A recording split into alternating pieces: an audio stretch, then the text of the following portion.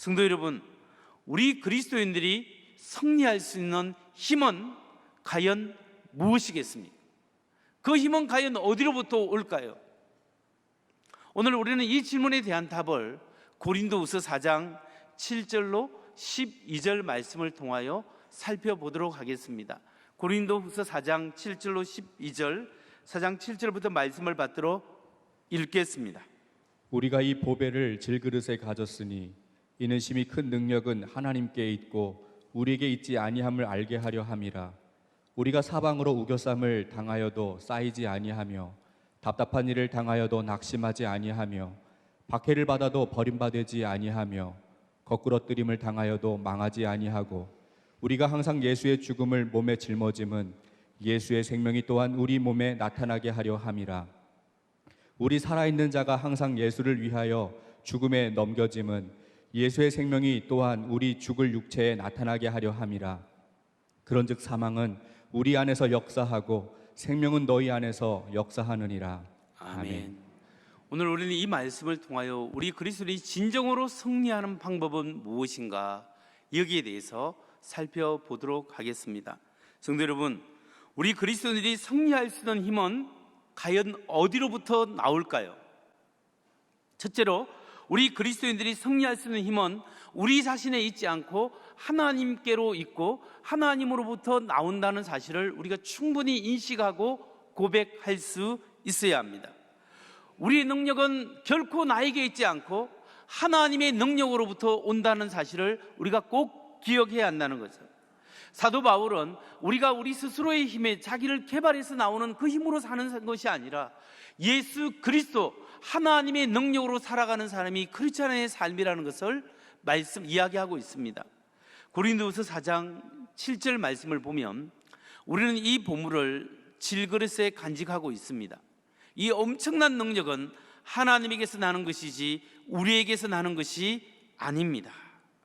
여기서 사도 바울이 인정하고 있는 것이 무엇일까요? 우리는 이 보물을 질그릇에 가졌다. 우리가 누구냐? 우리는 깨질 수밖에 없는 연약한 질그릇이다.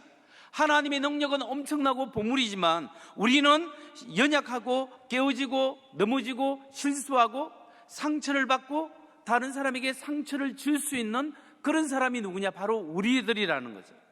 그래서 우리에게 자신에게 능력이 있는 것이 아니라 하나님께 능력이 있고 하나님으로부터 우리에게 능력이 나온다. 우리는 연약하지만 그리스도가 하나님이시기 때문에 강하시고 하나님의 능력이 우리를 덮을 때 우리는 그 하나님의 능력에 의해서 담대하게 살아갈 수 있고 우리가 승리할 수 있다는 것을 말씀하고 있는 겁니다. 고린도후서 12장 9절에서 사도 바울은 이렇게 고백합니다. 나에게 이르시기를 내 은혜가 내게 족하도다. 이는 내 능력이 약한 데서 온전하여짐이라 하신지라. 그러므로 도리어 크게 기뻐함으로 나의 여러 약한 것들에 대하여 자랑하리니 이는 그리스도의 능력이 내게 머물게 하려 함이라. 이 말씀에 보면 우리의 근원이 정말 우리가 연약하고 약할 때 내가 약할 그때 하나님의 은혜와 은총이 내게 머물러서 하나님의 일을 하게 된다는 사실입니다. 그러니까 여러분, 연약한 사람을 하나님이 들어서 하나님의 힘을 불어넣어서 하나님의 일을 하게끔 한다는 사실을 꼭 기억해야 한다는 거죠. 근데 여기서 우리가 조심해야 될 것이 있습니다. 그게 뭐냐면, 여러분, 하나님이 힘을 불어넣어 주시는데 내가 연약한 그릇이죠. 내 연약한 그릇에 하나님의 능력이 임하니 내가 강해지더라, 이런 말을 사도 바울이 하고 있는 게 아니에요. 내 연약한 그릇에 하나님의 능력이 임하니 내가 슈퍼맨이 되고 내가 강력한 힘을 가지고 내가 대단한 사람이 된다, 이런 뜻이 아니고 사도 바울은 나의 연약한 그릇에 하나님의 능력이 임하니 이 연약한 그릇을 통하여 하나님의 은혜와 은총과 능력이 이 부족한 사람을 통하여 하나님의 권능과 영광을 나타내시더라. 나는 하나님 앞에 단순히 쓰임받는 도구요, 하나님의 축복의 통로요, 능력이 나타나는 통력이다. 그렇기 때문에 내가 강하고 대단하기 때문에 하나님이 하시는 것이 아니라 이 부족함에도 불구하고 하나님의 능력과 은혜와 은총 때문에 하나님이 부족한 나를 들어서 사용하신다는 거죠. 여러분, 주도성이 나에게 있는 것이 아니라 하나님께 있는 거예요. 그러니까 우리가 하나님의 일을 하고 인생을 살아가고 사업을 하고 직장 생활을 하고 가정을 이루고 교회 생활을 통하여 하나님의 일을 해나갈 때 그 모든 이룬 결과물은 내가 능력이 강하고 내가 대단해서 되는 것이 아니라 하나님이 이렇게 부족한 나를 통하여 하나님이 사용하셨기 때문에 우리가 우리 자신을 내세울 게 없더라는 거예요. 왜냐하면 하나님이 나 같은 사람을 들어서 사용하셨다라는 사실이에요. 이게 굉장히 중요합니다. 어느 교회 사모님이 그런 간증을 하는 것을 듣고 제가 은혜를 받았는데요, 그 사모님이 어떤 일을 놓고 기도를 하는데 자기가 하는 생각이 뭐냐면, 내가 좀 더 교회를 위해서 좀 더 열심히 기도해야 되겠다, 좀 더 내가 거룩한 삶을 살고 말씀을 읽고 기도를 열심히 하면 하나님이 그 일을 이루어 주실 거야. 그 마음으로 자기가 열심히 기도하고 찬양하고 기도 시간을 늘리고 하나님의 나라를 위해서 기도했답니다. 그런데 기도하면 할수록 하나님이 자기의 마음속에 주시는 생각이 뭐냐면, 얘야, 지금까지 내가 걸어온 그 길을 생각해 보아라. 네가 열심을 품고 뭘 한다고 해서 이루어졌느냐? 아니지 않느냐? 내가 너에게 기도할 수 있는 마음을 주었고 내가 그 길을 인도했고 너의 기도와 그 헌신을 통하여 내가 역사해 왔지 않느냐? 이 사모님이 느낀 게 뭐냐면은, 그동안 내가 열심히 하나님께 충성하고 사람을 섬기고 헌신하면 하나님이 대단한 일을 이룰 거야 라고 생각하면서 기도하고 헌신했는데, 하나님이 주시는 마음은 뭐냐면, 그 마음조차 시작을 내가 했다, 가정도 내가 이루었고 결과도 내가 이루지 않느냐? 네가 할 일은 단순히 나를 믿고 의지하고 순종하고 나아가라. 그 마음을 주면서 그 사모님이 주도권을 하나님 앞에 내려주고 하나님이 인도하시고 이끄는 삶을 사모하기로 결심했다라는 간증을 제가 들으면서 많은 공감을 하게 되었습니다. 그 사모님의 성함이 아마 김경원 서문교회 다닌다고 그러네요. 여러분, 우리가 어떤 일을 잘해서 내게 능력이 있어서 그래서 내가 그 능력 때문에 더 많이 일을 이루어가는 것이 아닙니다. 우리가 지금까지 여러분이 살아온 것도 하나님의 은혜였고 지금까지 이루어간 것도 하나님의 은혜였습니다. 하나님이 여러분을 이렇게 인도하시고 저렇게 인도하시고 이 사람을 통하여 연단하시고 저 환경을 통하여 연단하여 지금까지 하나님 앞에 하나님의 사람으로 만들어가고 있는 거예요. 그렇기 때문에 여러분, 오늘 우리의 능력은 하나님으로부터 옵니다. 나의 영적인 파이프라인이 하나님 앞에 꽂혀 있는 게 중요한 거예요.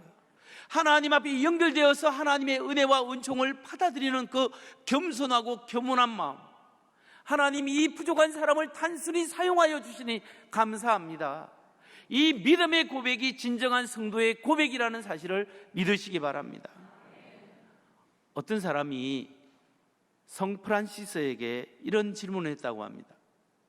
어떻게 하면 당신은 그렇게 많은 열매를 다 이룰 수 있었습니까? 어떻게 그렇게 수많은 일을 많이 이루었습니까? 라고 질문하니까 성 프란시스가 대답을 했답니다. 이것이 바로 이유가 될 수 있습니다.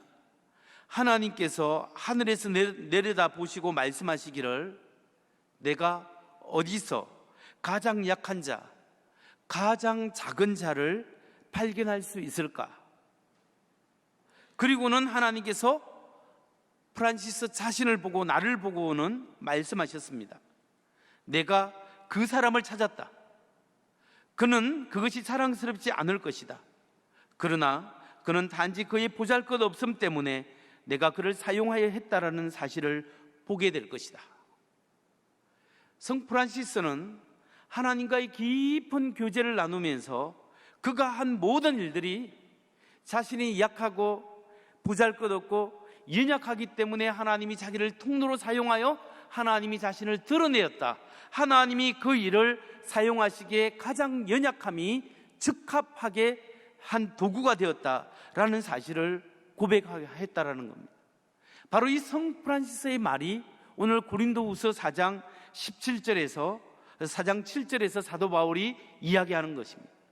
우리는 이 보물을 질그릇에 간직하고 있습니다. 이 엄청난 능력은 하나님에게서 나는 것이지 우리에게서 나는 것이 아닙니다. 성도 여러분, 여러분 중에 나는 연약하다고 생각하는 분이 있습니까? 나는 참 부족하다고 느끼시는 분이 있습니까? 나는 상처를 많이 받았다고 생각하는 분이 있습니까? 여러분 중에 우울한 마음을 지속적으로 가진 분이 계십니까? 어쩌면 그 연약함 때문에, 여러분이 가진 그 아픔과 연약함 때문에 하나님이 여러분을 통하여 역사하시기에 가장 적합한 사람일 수 있다라는 겁니다. 단지 우리가 하나님을 갈망하기만 합니다. 하나님이 이 부족한 사람을 통하여 하나님이 사용하십시오. 내가 이렇게 연약한 환경과 지금 어려운 환경이 있습니다. 그러나 하나님을 붙잡습니다. 이 단순한 믿음이 하나님이 하나님의 열정으로 우리를 사용하시기에 가장 좋다라는 사실을 여러분 믿으시기 바랍니다. 하나님은 나처럼 연약하고 부족한 사람을 사용하시는 것을 믿는 여러분 되시기를 주의 이름으로 축원합니다. 두 번째로 바로 이처럼 하나님께서 나에게 힘을 주시고 나에게 역사하시고 하나님이 도와주시기 때문에 내가 승리할 수 있다라는 믿음으로 살아가는 사람의 특징은 무엇일까요? 하나님이 부족한 나를 들어 사용하신다, 그래서 내가 승리할 수 있다라고 믿는 사람은 네 가지 삶의 특징이 있습니다. 그 삶의 특징에 대해서 사도 바울은 오늘 본문 4장 8절과 9절에서 이렇게 이야기합니다. 우리는 사방으로 제어들어도 움츠러들지 않으며 답답한 일을 당해도 낙심하지 않으며 박해를 당해도 버림받지 않으며 거꾸로 들임을 당해도 망하지 않습니다. 여러분, 이 말씀은 우리가 사방으로 제어들어도 움츠러들지 않고 답답한 일을 당해도 낙심하지 않고 박해를 당해도 버림받지 않고 거꾸로 들임을 당해도 망하지 않는다. 이 말씀이, 이 표현이 이게 역설적인 삶이에요. 크리스찬의 역설적인 삶인데 이걸 오늘날 말로 좀 더 다르게 표현하면 이렇게 네 가지로 표현할 수 있습니다. 모든 일에 괴로움을 당하지만 정말 하나님을 의지하고 하나님의 통로가 되는 사람은 괴로움 때문에 꺾이지 않는다는 거예요. 너무 힘들지만 그것 때문에 무너지지 않고 꺾이지 않는 거예요. 난처한 일을 당했지만 낙심하지 않고, 세 번째, 핍박을 받지만 버림받지 않고, 네 번째, 맞아서 쓰러지지만 결코 죽지 않고 살아남았다. 여러분, 이런 삶이 어떤 삶이에요? 예수님이 나같이 부족한 사람을 통하여 나를 통하여 사용하신다. 나를 통하여 하나님이 일하신다. 내 안에 있는 능력을 내가 개발해서 내가 일하는 것이 아니라 주님이 이 부족한 사람을 통하여 하나님의 일을 인도하시고 이제까지 인도하셨고 앞으로도 인도하시고 하나님이 주시는 그 힘으로 내가 살아간다는 사람은 죽을 것 같은데 죽지 않고 망할 것 같은데 망하지 않고 넘어졌는데 다시 일어설 수 있는 신앙이에요. 이 신앙이 어떤 신앙이에요? 이런 역설적인 신앙을 한마디로 말하면 오뚜기 신앙이에요. 넘어졌으나 다시 한번 일어나는 거예요. 왜냐하면 그 삶의 중심이 주님이 있기 때문에. 오뚜기의 그 중심에 밑바닥에 시멘트가 있고 묵은 것이 있기 때문에 넘어져도 일어서듯이 오늘 우리의 삶의 중심에 하나님이 있고 하나님이 나를 통하여 사용하신다는 그 믿음이 있다면 하나님이 힘 주시기 때문에 내가 일어설 수 있고 어떤 환경 속에서도 하나님의 은혜로 승리할 수 있습니다. 이 믿음을 가지시는 여러분 되시기를 주의 이름으로 축원합니다. 나의 부족함, 연약함이 하나님이 나를 통하여 일할 수 있는 기회라는 사실을 믿으시기 바랍니다. 이제 마지막 세 번째로 사도 바울이 제시하고 있는 그리스도인의 승리의 삶의 원리, 그 원리는 무엇인가?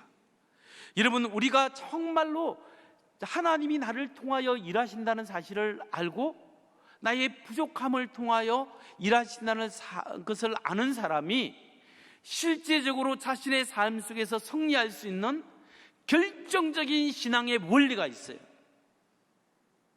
그 신앙의 원리가 무엇일까요? 그 승리의 원리 세 번째는 예수님의 죽음에 동참하는 것이라는 것. 예수의 죽음과 예수님의 생명에 동참할 때 우리는 결정적으로 승리할 수 있는 요인이 여기에 있는 거예요. 예수와 함께 죽고 예수와 함께 사는 것, 이것이 예수 복음이 우리에게 알려주는 승리의 방식이에요. 고린도후서 4장 10절에서 11절 말씀을 봅니다. 세 번역으로 보면 우리는 언제나 예수의 죽임 당하심을 우리 몸에 짊어지고 다닙니다. 그것은 예수의 생명도 또한 우리 몸에 나게 하기 위함입니다. 우리는 살아있으나 예수로 말미암아 늘 몸을 죽음에 내어 맡깁니다. 그것은 예수의 생명도 또한 우리 죽을 육신에 나타나게 하기 위함입니다. 이 말씀에 보면 사도 바울은 예수의 죽임 당하심을 자기 몸에 짊어지고 다닌다.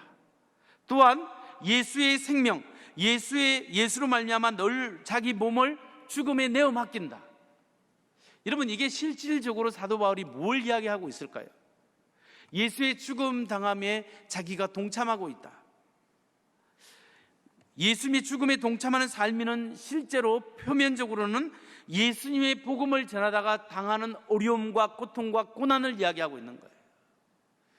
예수님의 복음을 전하다가 정말 우리가 잘 되고 어떤 일이 만사형통, 그뿐만이 아니라 정말 예수 믿고 살아가는데 어려움 당하고 고난 당하고 아픔 당하고 예수 믿는 것 때문에 시련 당하는 그 어려움에 처하는 삶에 대해서 지금 그거 예수의 생명을, 예수의 죽음과 함께 그 죽음을 자기 몸에 짊어지는 것이다, 이렇게 표현하고 있는 거죠. 그런데 이것을 좀 더 실제적이고 영적으로 우리 생활에 적용할 때 예수님의 죽음에 항상 동참한다는 것이 무슨 의미겠습니까? 예수의 죽음에 동참한다는 것은 우리가 예수 때문에 고난받는 것뿐만 아니라 실제로 나의 자아가 예수님과 함께 십자가에 못 박혀 죽었음을 고백하는 신앙, 그 신앙을 말하는 거예요. 여러분, 우리가 예수와 함께, 예수님과 함께 십자가에 나의 자아가 십자가에 못 박혀 죽었다라는 사실을 아는 것이 승리의 원천인 것을 기억하시기 바랍니다. 여러분, 우리의 신앙의 승리의 관건이 여기에 달려 있어요. 왜냐하면 여러분, 아담 이후에 범죄한 인간, 하나님 필요 없습니다, 내 마음대로 살아가겠습니다, 내 뜻대로 살아가겠습니다라고 고백한 사람, 그 아담의 타락한 이후의 원죄의 특성이 제약으로, 자기 중심성으로 나타나는데 하나님 없이 내가 내 뜻대로 살아가겠다는 나의 자아로서, 제적인 자아로서 나타나는 거예요. 이 제 자아가, 재성을 가진 이 자아가 하나님 없이 내 마음대로 내 뜻대로 살겠다라는 거예요. 하나님 없이 내 뜻대로 내 마음대로 살아가는 이 자아의 특성이 자기 중심성이에요. 이 자기 중심성이 탐욕을 드러내고 욕심을 이끌어내는 거예요. 그 탐욕과 욕심은 하나님과 전혀 상관없는 삶이죠. 하나님의 생명에 끊어진 삶이에요. 우리는 끊임없이 우리 안에서 블랙홀이 있습니다. 나의 자아가 살아있어서 나의 욕심을 나타내고 나의 자아 실현하고 나의 비전과 나의 욕심을 향해 열심히 달려가게 되는 거죠. 그러나 이 달려가는 이 삶 속에 결코 만족함이 없어요. 왜냐하면 우리 안에는 결코 채워지지 않는 욕심의 블랙홀이 있기 때문에. 이 욕심의 블랙홀은 원래 하나님과의 분리되었을 때 우리 속에 실존적으로 생기게 된 거예요. 이 욕심의 블랙홀이 예수 그리스도와 함께 죽고 예수의 생명으로 하나님으로, 무한한 하나님으로부터 채워지지 않으면 결코 만족되어지지 않는다는 것이에요. 그러니까 하나님이 우리 안에 있는 뻥 뚫어진 영혼의 아픔, 이 영혼의 재성의 블랙홀을 메꾸기 위해서, 이 죄악을 용서하기 위해서 하나님의 아들이 인간의 몸으로 오신 거예요. 그분이 우리 죄를 위하여 죽으셨어요. 십자가의 죽으심으로 말미암아 용서하시고 우리 안에 있는 블랙홀을 그분의 생명의 피로 막아버리신 거예요. 그렇기 때문에 누구나 예수를 주님으로 고백하는 사람은 이 안에 예수의 생명으로 말미암아 나는 죽고 죽어 살고, 나는 죽고 죽어 살 때 예수의 죽음과 함께 죽고 예수와 함께 살아났을 때 내 안에 참된 만족과 은혜가 우리 속에 있어지는 거예요. 그런데 예수를 믿고 난 다음에도 내 안에 있는 자아가 살며시 살아나게 되는 거예요. 자꾸 자기를 드러내고 자기 육신의 자아를 뽐내고 자기를 개발해서 성취하고자 하는 나도 모르는 옛 습관이 자꾸 자라나게 되는 거예요. 이때 우리가 반드시 알아야 될 것이 뭐냐면 예수님의 십자가 복음을 알아야 되는 거예요. 예수의 십자가 복음은 이중적 속성이 있어요. 첫 번째 십자가의 속성은, 가장 큰 대표적인 속성이 나의 죄를 위하여 십자가에 2000년 전에 실제로 예수님이 십자가에 못 박힌 그 죄의 삶, 속죄의 십자가예요. 하나님이신 그분이, 하나님의 아들이신 그분이 나의 죄를 짊어지시고 대신 용서하기 위하여 나 대신 십자가를 지셨기 때문에 내 죄가 용서함을 받은, 이것이 하나님의 크고 엄청난 은혜라는 사실입니다. 그런데 여러분, 우리가 이 십자가를 이것만 알면 안 돼요. 십자가를 경험하기 위해서는 또 다른 은혜가 있어야 돼요. 그게 뭐냐면 2000년 전에 예수님이 나의 죄를 위하여 십자가에 못 박힐 때 내 마음대로 살아가던 나, 내 뜻대로 살아가던 나도 예수와 함께 십자가에 못 박혀 죽었다는 사실을 인정하고 고백하는 겁니다. 우리가 영적으로 예수 그리스도께서 십자가에 못 박힐 때 나도 예수와 함께 십자가에 나의 죄악이 못 박혀 죽었습니다. 이제 살아난 건데, 예수와 함께 새 생명이 살아났는데 누가 살아났냐? 예수 안에서 새롭게 된 자가 살아난 거예요. 옛 사람은 죽고 새 사람이 내 안에 살아있기 때문에 그리스도와 동행하는 삶이, 주님이 내 안에 들어오고 내가 주님으로 살고 하나님이 나를 통하여 하나님의 일을 행하실 수 있도록 나를 맡겨줄 수 있는 새로운 자아가 내 안에 있다는 것을 고백할 때 이 사람은 여기에서 승리할 수 있는 신앙이 될 수 있는 겁니다. 왜냐하면 이제는 새로운 속성, 새로운 하나 성령의 소욕이 나를 사로잡기 때문입니다. 성도 여러분, 오늘 여러분은 옛 사람은 예수와 함께 죽었음을 고백하십시오. 주님, 나는 죽었습니다. 내 마음대로 살아가는 나는, 내 뜻대로 살아가는 나는, 나의 비전을 위하여 달려가는 나는 죽었습니다. 누가 살아났느냐? 내 안에 새로운 하나님의 속성이 살아났는데, 내가 새로운 자아가 살아났는데, 하나님을 기쁘시게 하고 하나님의 영광을 위하여 살아가는 내가 살았습니다 라고 고백하는 삶, 이 사람이 역설적인 삶을 살 수 있는 거예요. 그 역설적인 삶의 네 가지 특징을 다시 한번 보겠습니다. 그 특징은 모든 일에 괴로움을 당했지만 괴로움 때문에 꺾이지 않습니다. 주님이 사시기 때문에. 난처한 일을 당했지만 낙심하지 않고, 왜냐하면 주님이 나 안에서 또 일하시기 때문입니다. 핍박을 받지만, 정말 속상한 일을 경험하지만, 잠시 주춤하지만 오뚜기처럼 주님 불쌍히 여기소서 할 때 하나님이 영적으로 회복시키고 버림받지 않습니다. 맞아서 쓰러지고 모욕당하고 힘들고 아프고 비난당하지만, 그러나 주님 때문에 결코 죽지 않고 부활의 생명에 동참하고 예수의 생명이 나를 통하여 역사하시는 그 은혜가 있다는 사실입니다. 여러분, 예수 안에 죽었습니까? 나의 옛사람은 죽었습니다. 고백하시기 바랍니다. 바로 이런 고백이 고린도후서 4장 7절 사도 바울의 고백과 연결되는 거예요. 우리는 이 보물을 질그릇에 간직하고 있습니다. 이 엄청난 능력은 하나님에게서 나는 것이지 우리에게서 나는 것이 아닙니다. 말씀을 마무리합니다. 여러분, 세상적인 힘, 세상의 자기 개발서는 내 안에 잠든 잠재력, 내 안에 그 인을 끄집어내어서 세상에서 그 능력을 극대화해서 세상에 승리하는 삶을 살아가야 한다, 그렇게 안내하고 있습니다. 그러나 그리스도의 복음은 내 안에 있는 욕심과 죄악과 죄성은 예수 안에 죽고 이제 주님이 내 안에 사시고 새로운 하나님의 은혜와 속성이 내 마음속에 살아났습니다. 하나님을 기쁘시게 하고자 하는 그 속성이 살아났고, 나는 죽고 예수가 살기 때문에 하나님이 나를 통하여 이 부족하고 연약한 사람을 통하여 하나님의 일을 드러내시고 그 일에 쓰임받을 수 있도록 인도하심이 감사합니다. 그리고 나를 통하여 하나님이 크신 일을 이루어 가실 것입니다. 하나님께서 나를 통하여 작지만 귀한 일을 이루어 나가실 것입니다. 주여, 이 부족한 사람을 사용하여 주옵소서. 내가 연약할 때 그 연약함을 더 통하여 사용하시는 하나님, 내가 붙잡고 나아갑니다. 나의 환경이 막혀있고 답답하지만 오늘 예수 그리스도 안에 있는 하나님이 살아계시고 성령님이 역사하시고 예수의 생명이 있기 때문에 오늘 넘어진 것 같으나 다시 일어설 수 있는 용기가 내 안에 있습니다.